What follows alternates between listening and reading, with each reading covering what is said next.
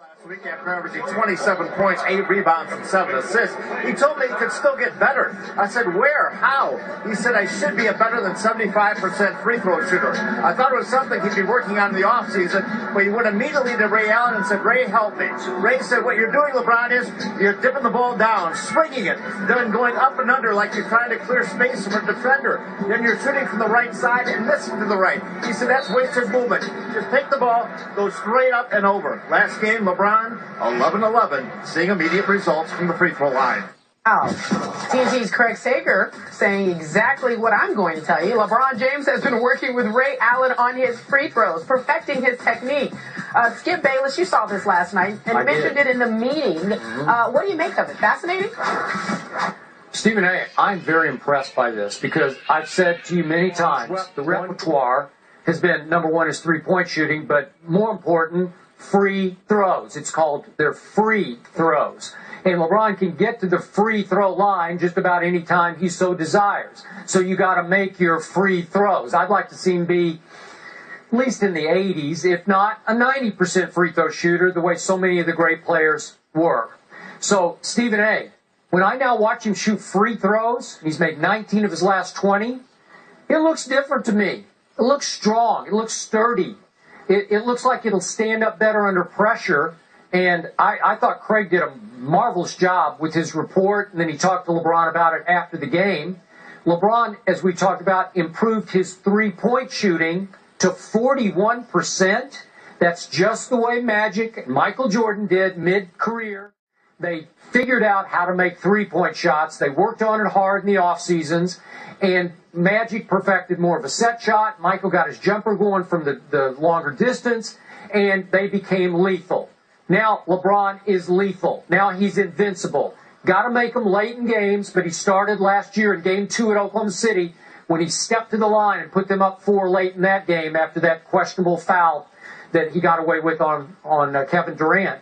But I'm impressed. I was blown away by the report last night because this will make LeBron by far the best player in the game.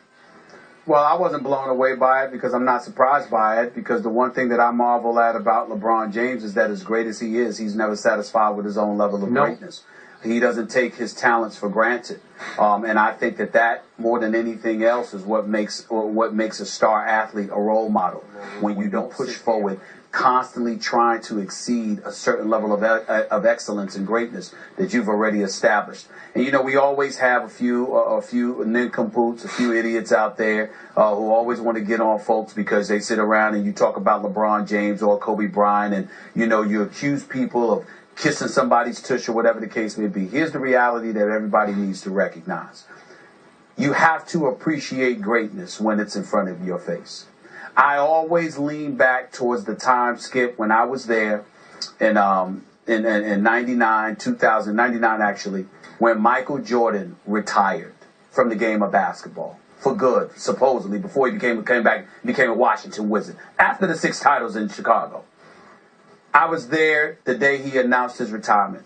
Skip, I had always come to Chicago as a beat writer, and the city of Chicago was just busted. You got off the plane, and it was just something in the air that was just special, all because Michael Jordan was here.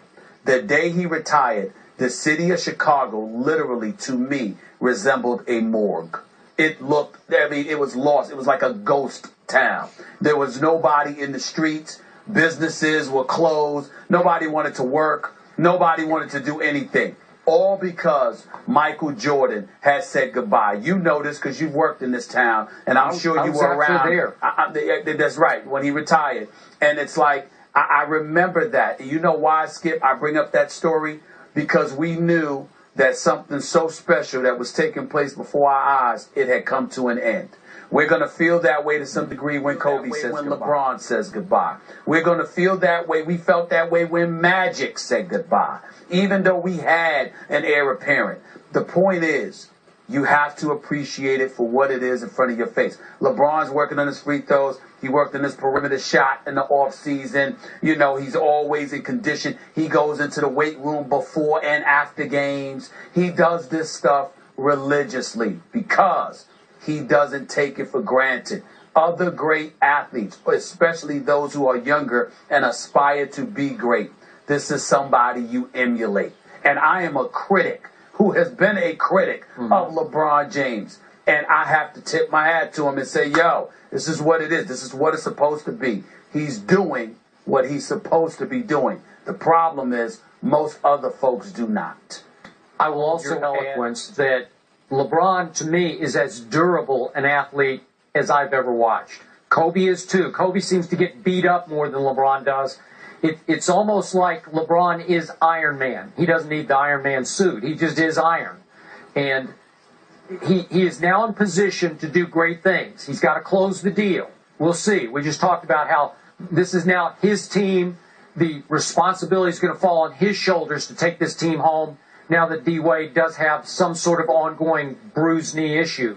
But all the work ethic, all the durability, I give him the highest marks. I am in awe. We are at a point now where it's pretty senseless to judge LeBron James on anything but rings. That's what it's come down to. How many rings are you going to get? Did you win the chip? If you didn't win the chip, why didn't you win the chip?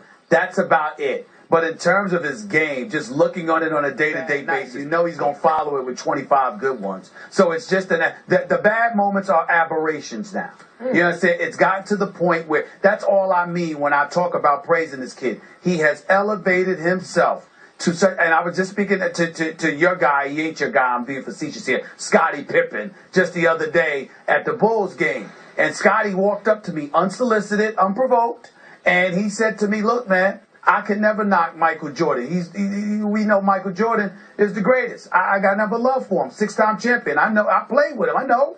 He said, but I can't deny what I see when I'm watching this kid perform on the court. And I said to him, Scottie, you could have checked him. He said, no, I couldn't.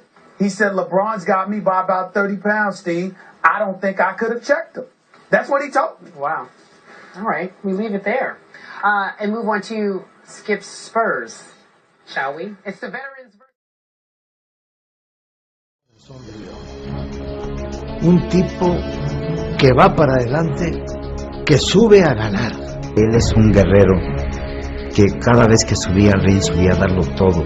Chavez is one of the greatest lighter weight fighters in the world. To this day, there's never been anyone so great and such a folk hero. Un guerrero, un peleador que no tenía tregua, guapo, condición física, una condición física increíble, peleador brutal, no se puede decir, puertorriqueño.